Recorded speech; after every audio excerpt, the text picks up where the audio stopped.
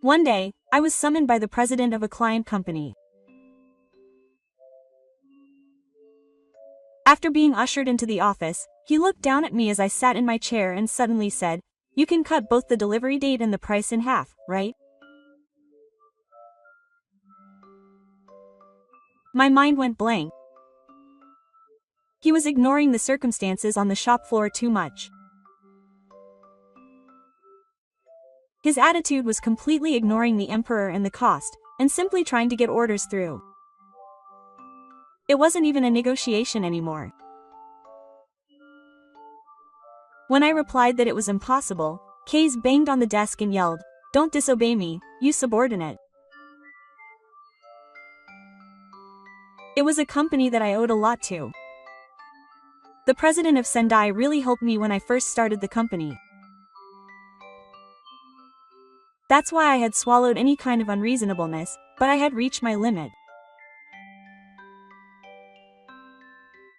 My name is Jun Uemura. I am the representative of Uemura Masasakusho, a small local factory. I got a job at a local metal processing company right after graduating from high school.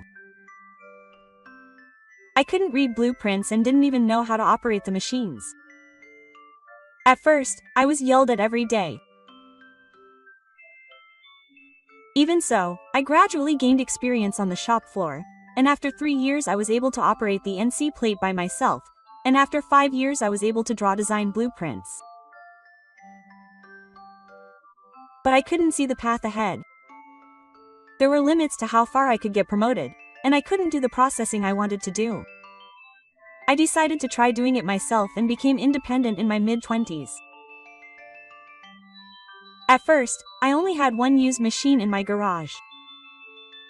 I had no money or resources. I spent my days running around selling and my nights making prototypes. It was common for me to try 10 times and not a single one to be useful.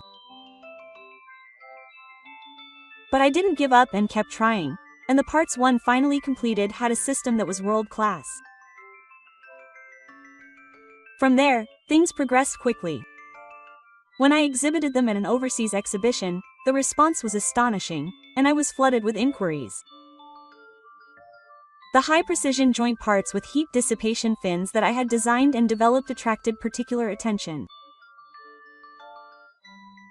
The cooling performance of precision machinery using this structure far exceeded that of conventional products, and I obtained a patent for the design. Now, I have received business inquiries from manufacturers in Europe and Asia seeking this technology. However, there are only 4 companies in the world that actually supply them. Among them, K-Tech was the one I had been doing business with since the company's founding. At a time when I had no patents or track record, it was Kazuichiro, the president at the time, who said that my processed products were interesting and took them up on them. He was a gentle man who had a history with his subcontractors and often visited the manufacturing site. No matter how many other people approached me, I always gave top priority to the contract with K-Tech. I would do my best to repay those who had done me a favor. That was my feeling. However, a few years ago, President Kawa passed away due to old age. His grandson, Kazuichi, took over the company after that. If you just look at his background, he was a young elite who had graduated from a top university, but in reality, he had no experience in the field and didn't listen to what others had to say.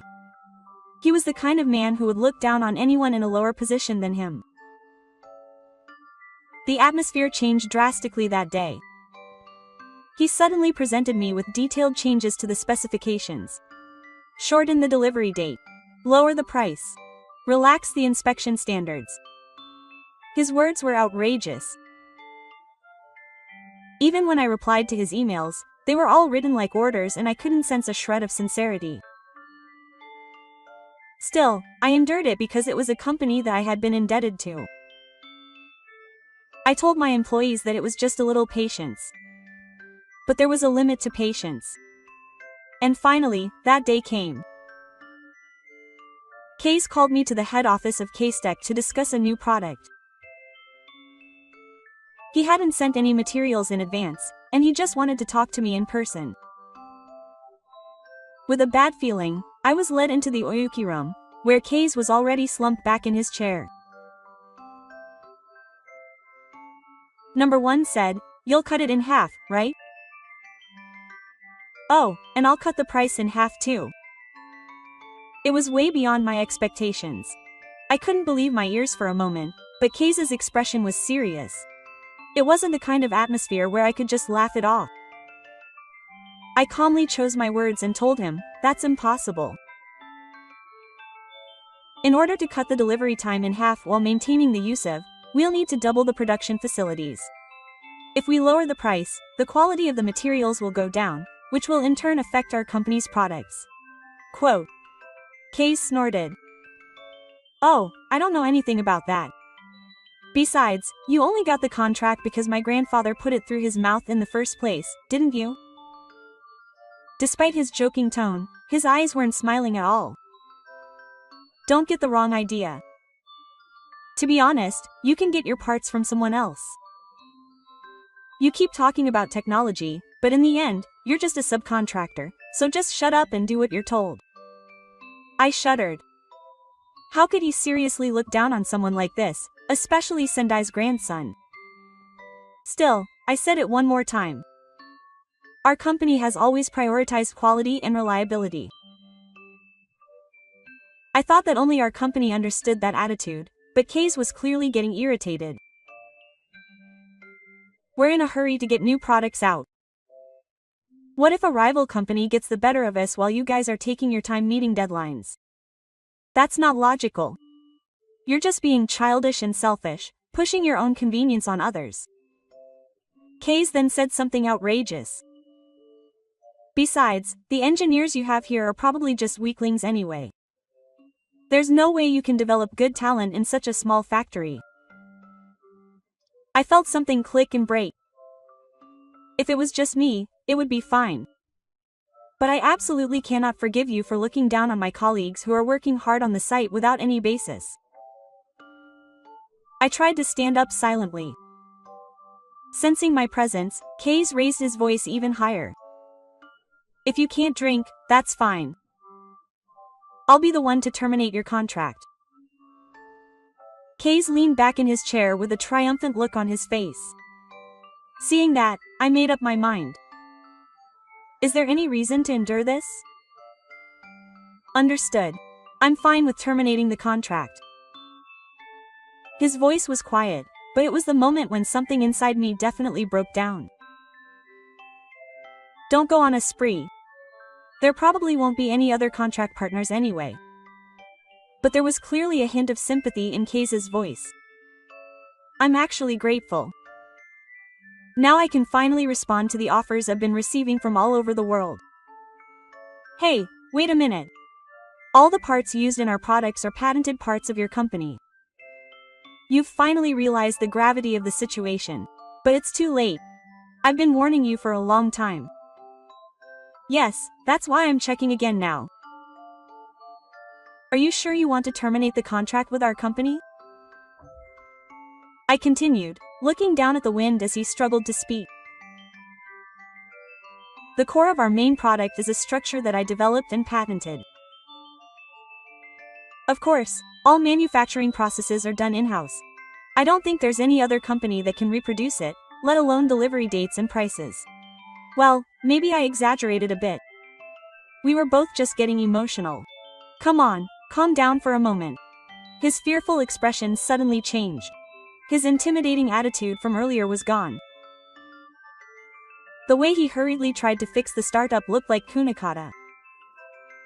It's too late now.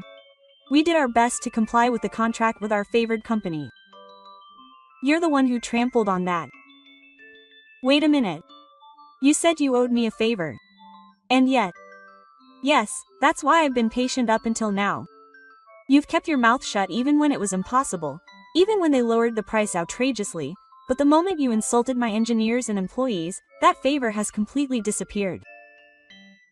In my mind, K-Tech was already a business partner of the past. I can't let this person use our technology any longer. I also need to protect the efforts and pride of my colleagues. Incidentally, there are other companies around the world that are looking for our technology besides Onsha. From now on, we'll just do honest business with them. Well, wait a minute. If they cut us off so suddenly, our development will come to a halt. Maybe the performance of other companies' products won't be enough. Case was finally starting to show signs of crisis, but his voice of confusion didn't move my heart. If that was the case, I should have realized the fact much sooner. Well then, I'll take my leave. With that, I stood up and left the place without bowing. Case's vacant gaze directed at my back felt strangely comforting. But a few weeks later, as expected, Castec began to fall apart. Supplies from our factory stopped, and the product assembly line immediately stopped.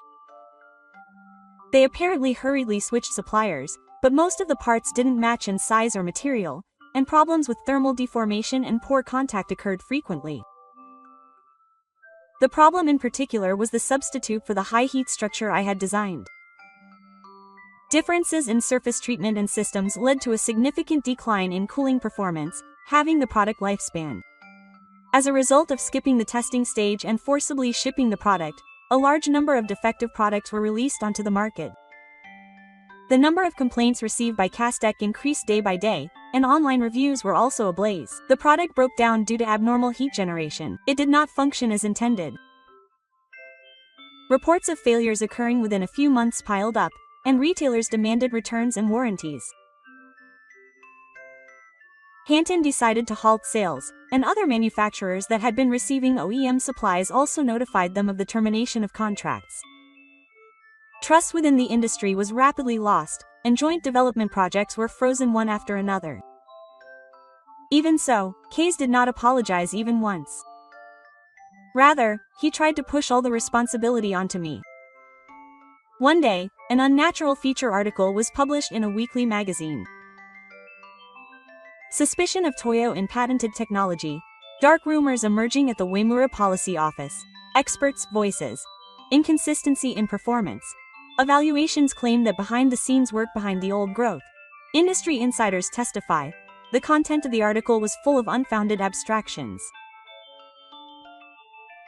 Moreover, the way the so-called industry insiders spoke was exactly like Case himself.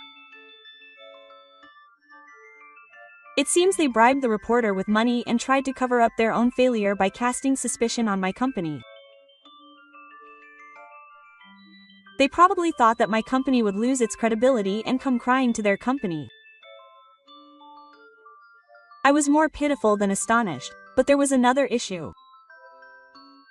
Some of my business partners who saw the article began to waver slightly. One overseas manufacturer asked for details of past delivery records, saying they wanted to confirm something. A domestic company asked for re-inspection and additional testing of parts, and some even said they were temporarily suspending new contracts. Then, a supplier I had been dealing with for many years asked me this question over the phone. Are Atosha's parts really safe?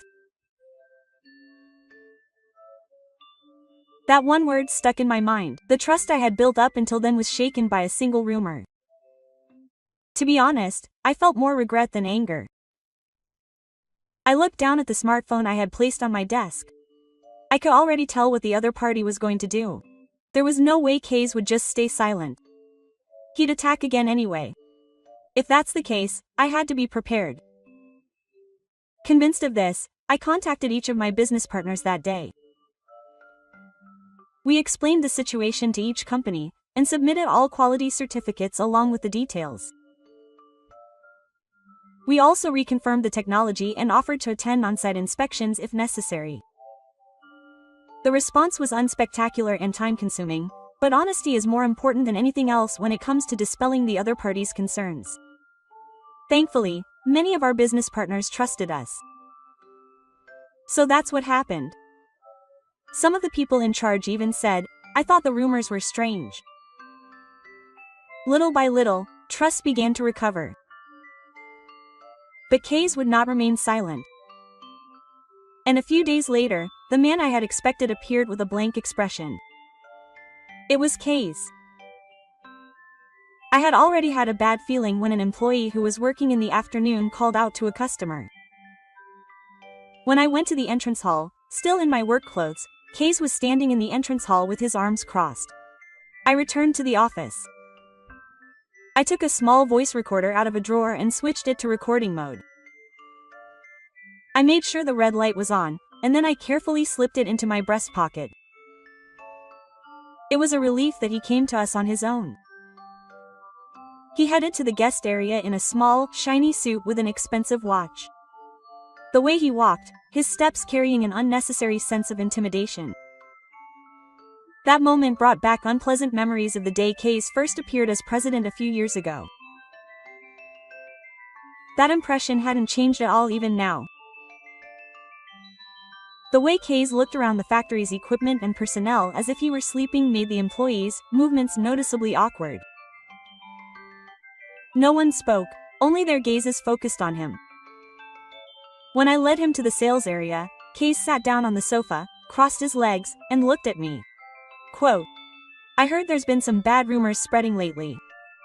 Are you okay?" he asked in a playful tone. Judging from the look in his eyes, I could tell how anxious I was about the trap he had set, and he must have come to see how anxious I was. I asked quietly without looking away. Quote, "You brushed it off, didn't you?" I felt a tremor in the back of his eyes for a moment. But then Case shook his shoulders and started laughing.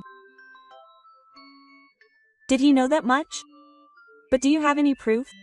Did I give money to a weekly magazine or something? That was a shameless provocation. He must have convinced me that he did it, but he figured that I couldn't sue him without proof. That composure was evident in the bridge of his words. Well, you see, your trust has plummeted.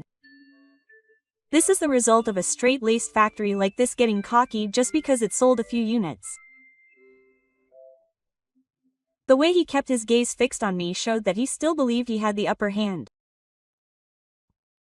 If you want it back, I can think about it if you accept my terms. We can manage without you. Did he feel better after seeing me remain silent? Well, that was easy. If I could get an article in a weekly magazine, they would be happy to write it if I gave them a little money. Money really is everything in this world.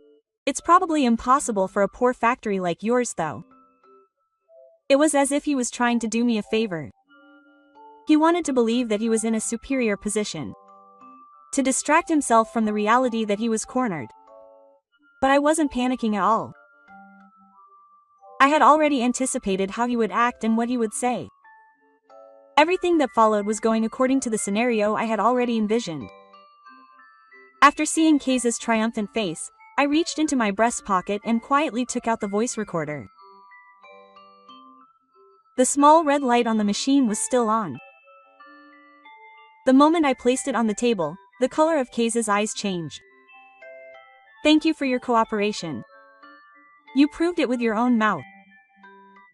Hey, were you recording with a voice recorder? Yes. I thought you would definitely talk about the bad boy yourself, given your personality. Wait a minute, what are you going to do about that? Don't you know? I've already decided what to do. I'll publish it on SNS and share it with our major business partners. Your own voice will reveal that you paid the middleman to fabricate the article. Stop it. If you do that, the company will really go bankrupt. Our honor has been destroyed.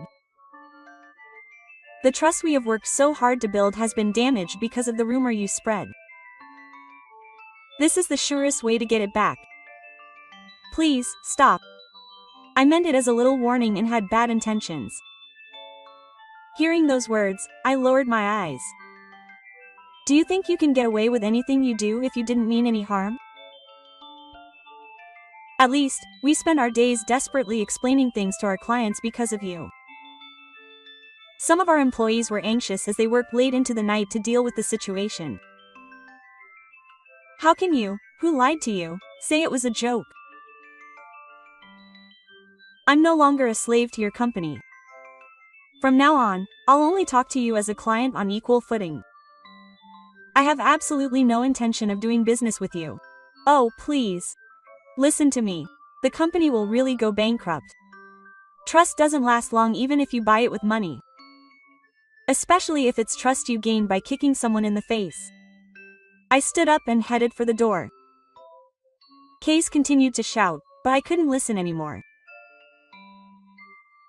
With his voice gradually fading away behind me, I quietly left the room.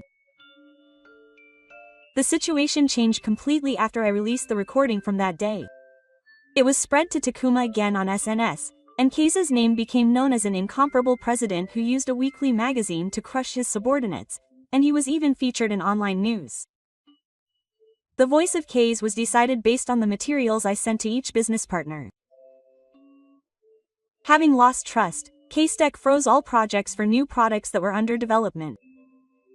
One after another, related companies withdrew, and they were left to manage their transactions solely by mentioning Case's name. A few weeks later, Case was contacted through the president. It seems that an apology was published to industry professionals, but the content was vague, saying that it was wrong to cause misunderstandings. Naturally, it did not reach anyone's heart. If I had given them the words that were spoken at that time with the recorder in my chest pocket still on, any weekly magazine would write about them as much as they wanted. That one word was more useful than anything else. Meanwhile, a quiet tailwind was blowing at our factory.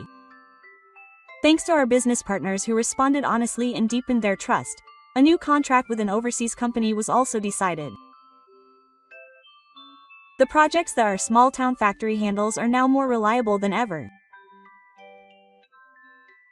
One day, when a representative from a major overseas company came to visit, I said, "We only work with sincere partners." It may be a little strange, but that's the one thing I can't compromise on. When I told him this, the representative smiled and nodded. In a corner of the factory, the same machines still hum today. The smell of metal and oil, the sweaty workplace, and my colleagues with their straightforward gazes. Not everything has returned, but there are certainly things I have regained. I intend to continue working here with pride. Thank you for watching until the end.